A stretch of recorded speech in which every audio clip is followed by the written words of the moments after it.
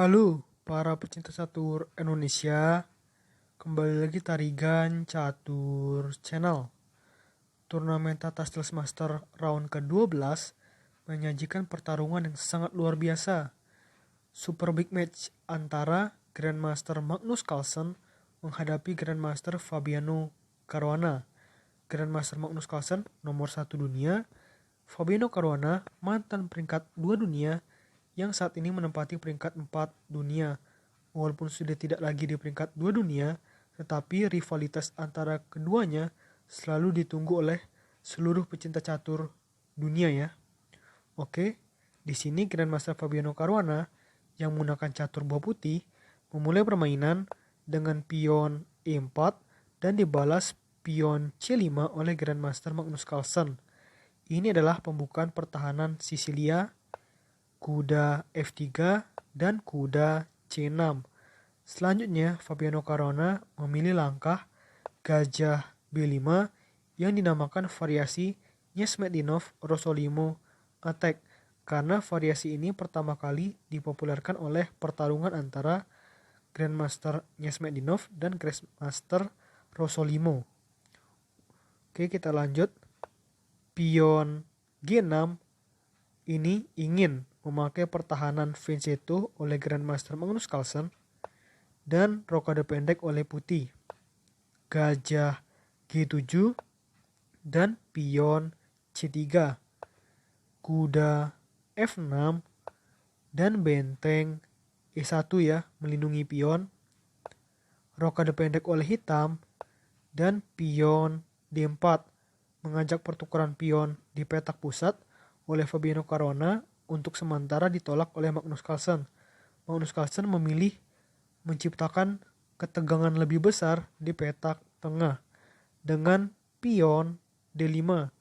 Ditolak ajakan pertukaran pion dari Magnus Carlsen tersebut oleh Fabiano Caruana dengan pion ancam kuda. Di sini kuda hitam pindah ke petak E4. Gajah E3, pion pukul pion, dan menteri B6 mengancam gajah dan pion putih. Sehingga di sini putih harus memikirkan langkah bagaimana caranya langkah tersebut melindungi dua buah sekaligus.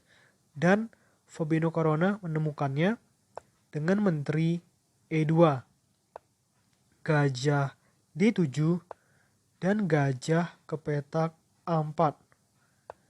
Benteng C8 dan kuda C3 mengajak pertukaran kuda oleh Fabiano Caruana yang diterima oleh Magnus Carlsen. Kuda pukul kuda, pion pukul kuda, dan menteri mundur ke petak D8. Gajah B3 mengincar pion hitam tanpa menyelamatkan pion hitam.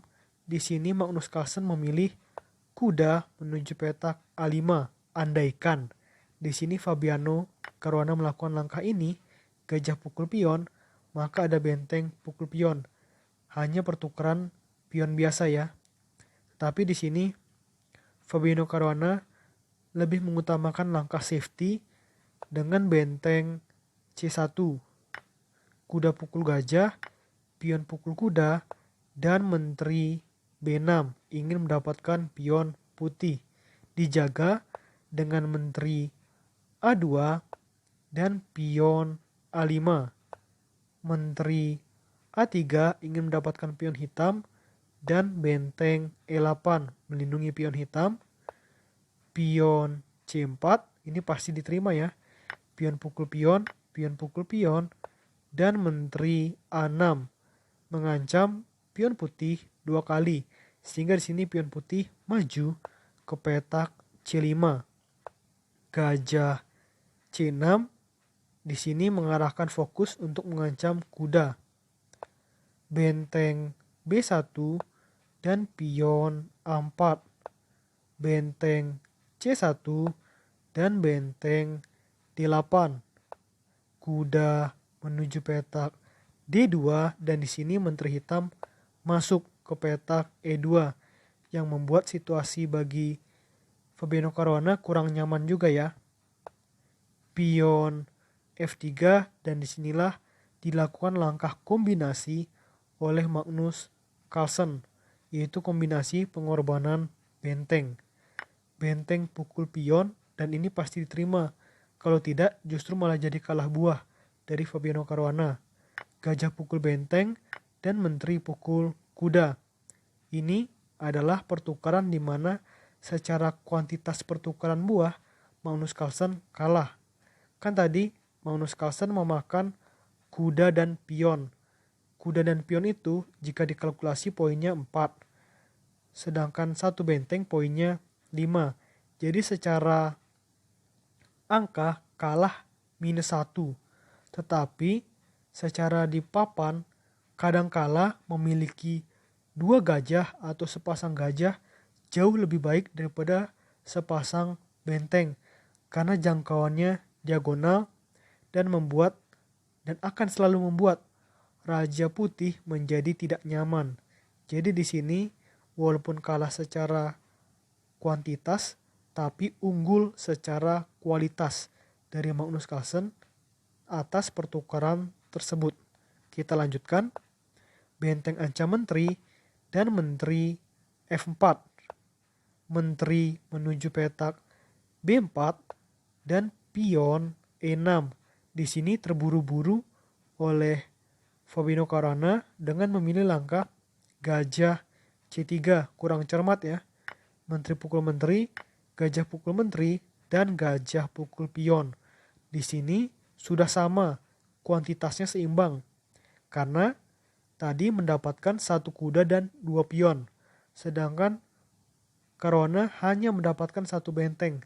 Jadi kondisinya seimbang secara kuantitas, tapi secara kualitas menjadi semakin jauh di dalam permainan ini antara Magnus Carlsen dengan Fabiano Caruana. Gajah A3 dan gajah F6. Raja F2 dan gajah E7, benteng B6 dan benteng C8, benteng D2 dan pion F6, pion F4 dan pion E5, pion pukul pion, dan benteng ancam pion. Kalau melindungi dengan gajah kurang bagus, maka dari itu Magnus Carlsen memilih tempo skak terlebih dahulu, setelah raja pindah baru melindungi pion dengan benteng. Benteng kembali ke petak B1 dan pion maju terus ke petak E4. Inilah untungnya memiliki 2 gajah atau sepasang gajah. Jadi kalau pion mau maju, terus ada yang melindunginya.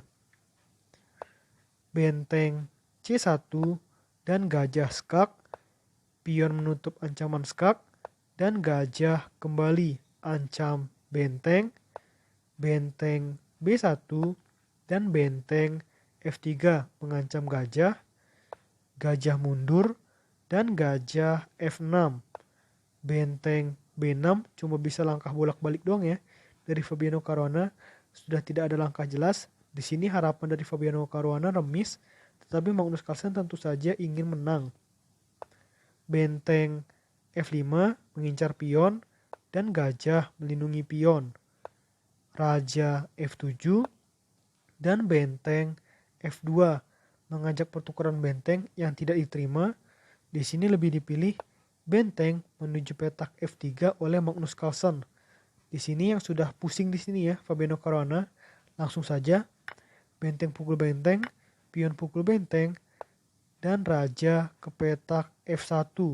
Dan setelah Magnus Carlsen melakukan langkah gajah D4 tepat di posisi seperti ini, Grandmaster Fabiano Caruana memutuskan untuk menyerah. Karena cepat atau lambat, pion hitam yang ada di petak F3 akan segera promosi. Di sini hampir tidak ada lagi langkah terbaik bagi putih ya. Karena di sini putih tidak bisa melangkah ke petak B2. Padahal langkah itu penting agar pion hitam tidak bisa menempati petak F2. Jadi kalau menempati petak F2 langsung dipukul. Tetapi ini sudah tidak bisa, maka mungkin langkah bolak-balik doang yang bisa dilakukan oleh putih. Tapi itu percuma saja karena di sini akan maju pion misalkan ya. Kalau di sini benteng kembali lagi, maka jelas bisa di sini dengan gajah menuju petak D7 atau jangan D7. Gajah ke petak sini saja, ke petak D5. Kalau misalkan di sini gimana lagi misalnya? Misalkan di sini benteng kembali, maka cukup gajah skak. Jadi yang penting itu raja pindah, maka tinggal pion promosi, benteng pukul menteri, gajah pukul benteng, raja pukul gajah. Dan di sini memang situasinya kelihatannya putih dan hitam memiliki buah yang sama, tetapi kalau dari segi pion, hitam memiliki satu pion dan sudah pasti menang di situasi seperti ini. Oleh karena itu, Fabino Caruana memutuskan untuk menyerah. Oke, menurut admin Tarigan Catur, video kali ini cukup. Kemenangannya bagus dari Magnus Carlsen dan tampaknya sudah tidak tertahankan lagi ya untuk menjadi juara dunia karena poinnya sudah jauh daripada pemain yang lain. Oke, menurut admin Tarigan Catur, video kali ini cukup. Nantikan video-video selanjutnya tetap di Tarigan Catur Channel.